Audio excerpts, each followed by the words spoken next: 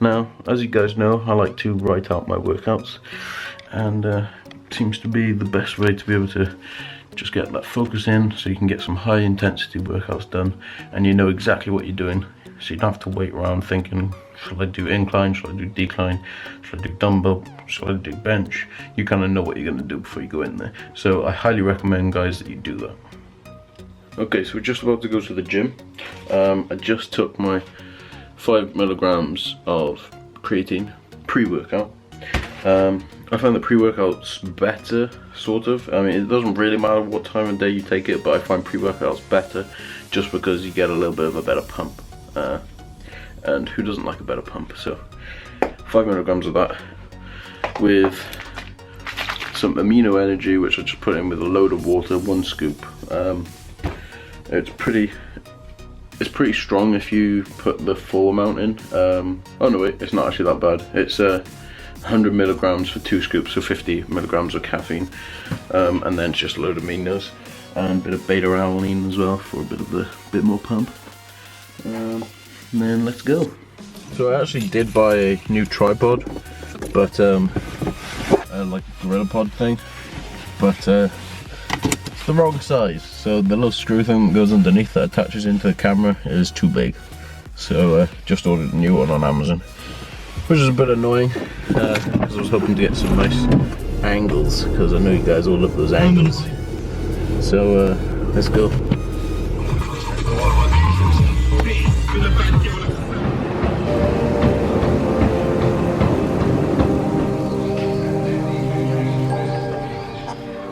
What is up, guys, and welcome to the chest and back workout.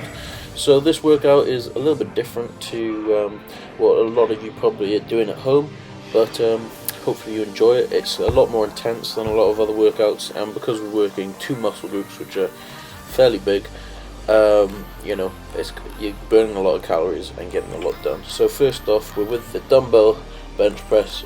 On my list I had flat bench press, but you know, it's on the Smith in this gym, so I find the Smith machine doesn't really I don't really get that much out of it on my chest. I feel it more on my shoulders. So then we're going straight from the flat dumbbell press into the bent over barbell row, and this clip is just kind of to show you the intensity that I'm going at. So you can see that I'm going straight from one exercise to the other, keeping it 100 with you guys. I'm not going to be saying that I do more than I do, or saying that I keep it more intense than I do. It's just, this is how I do my stuff.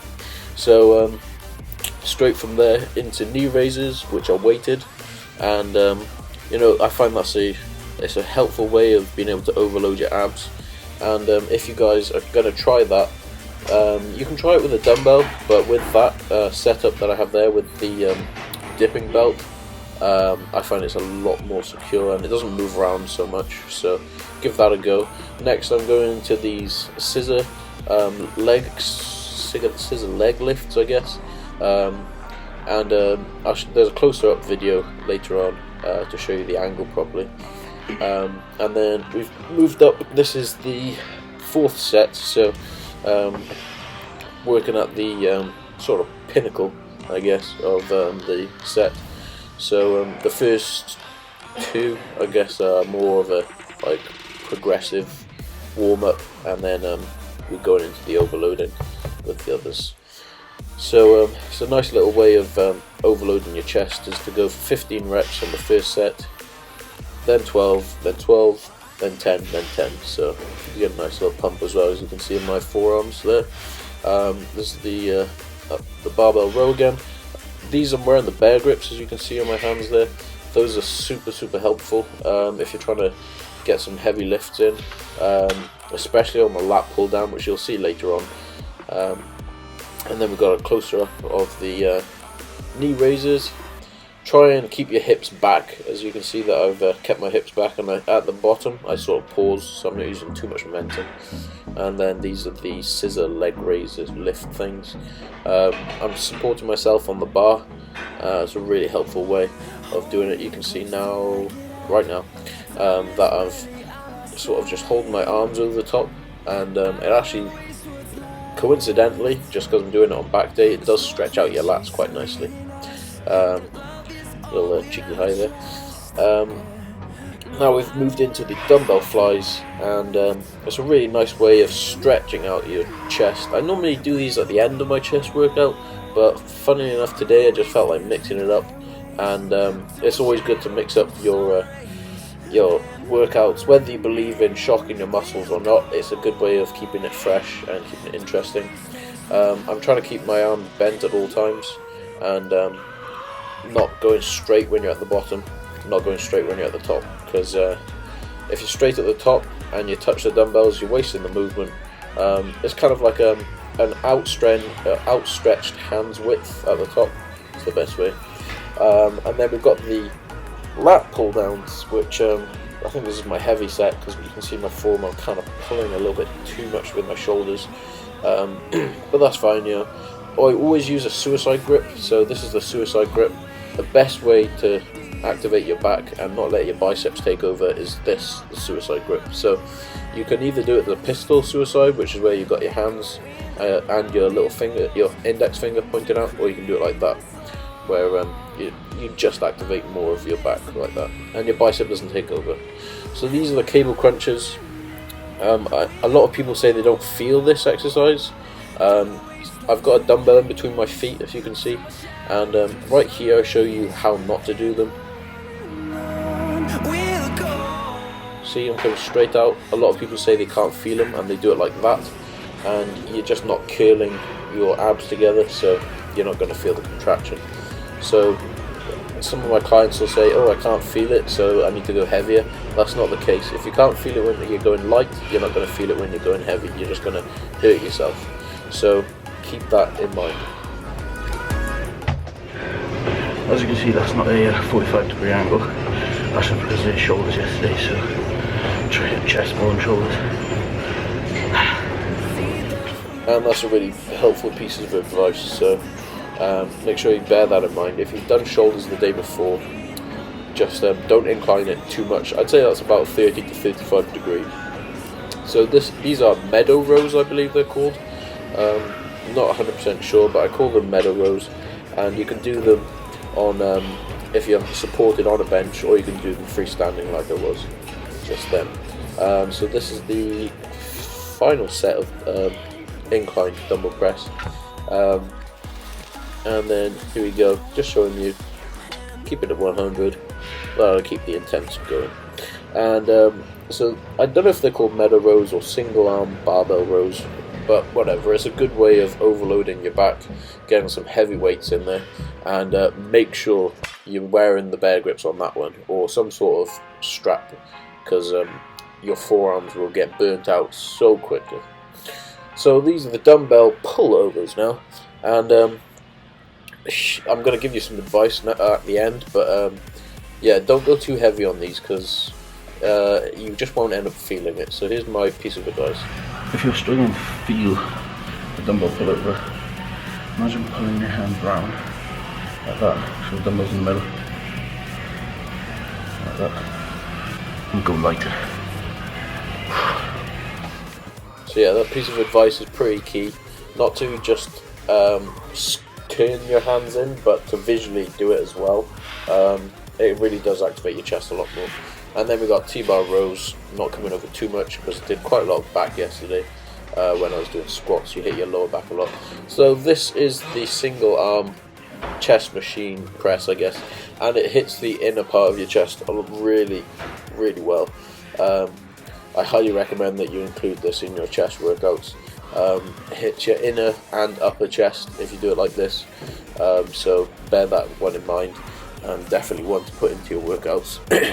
We've got decline bench here now, and I normally don't do a lot of decline work, but I was thinking today, I didn't really value it very much, but I was thinking, I didn't really value training my legs much when I was younger, and now I regret it, so I threw in a couple of decline exercises and a nice little superset of dumbbell pullovers. I didn't do this for every set, just the first two, sorry, and then the last three I kind of just stuck to the dumbbell press declined. Now this is using the suicide grip again, single arm lat pull down. Really good way of activating your lat, and if you're finding it hard to visualize or to actually feel your lat activating, try this, because you're pulling across your body, and yeah, you feel a really good squeeze in your lat. And then finally, I just finished off with the dumbbell flies to activate, get some blood in there, and lat pulls. And I did 5 sets of those, but just went really high reps, and it's just literally to pump a load of blood in there so that blood can be active with the muscle and do its thing. So I highly recommend that you finish off on those, and here's a physique update.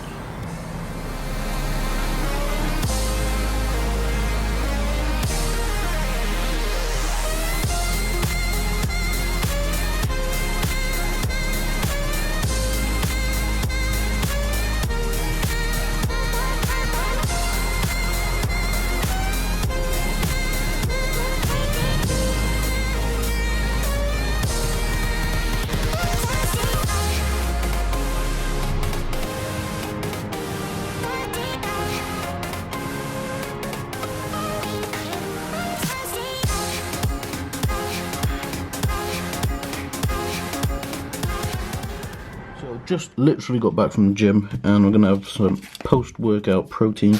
This is the Reflex Instant Whey, and I'll be completely honest with you, it's literally like one of the best tasting proteins out there.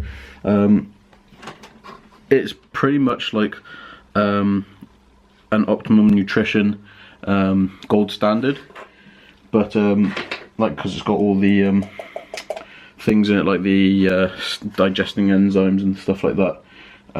It's pretty much just like that, but cheaper, and yeah, it's much more affordable, to be honest. So Reflex Nutrition, that's my normal go-to protein. Swirly, swirly, swirly. Oh, that's cinematics. And then also, after I've had my protein, about, I don't know, 15-20 minutes to about half an hour, I'll have a post-workout half a banana. These have been frozen just because I bought a bunch of them and they were starting to go bad, so I froze it. And if you don't have sensitive teeth, you can just eat it straight off like that. I would suggest not to let them defrost because they go all soft and gooey. But yeah, you can just eat it straight off like that, and it basically just tastes like banana ice cream, so it's all good there too. Well guys, that's gonna wrap up today's video. I am all showered up and feeling nice and clean after that shower. That gym workout was pretty good. It was about a 2-hour session. If you guys want to make it a little bit shorter, take the sets down to 4 sets rather than 5 sets, and yeah, just keep it intense. And you know, it may take a little bit over an hour, but it's all good, so we'll keep it in there. And if you guys aren't following me on Instagram, Twitter, it is at 7030 Fitness on both Instagram and Twitter, and Facebook is facebook.com/7030 Fitness. So thank you very much for watching, and leave a like if you liked the workout. Leave a comment in the section below, let me know that you liked it, and if you want more videos like this, keep the love coming.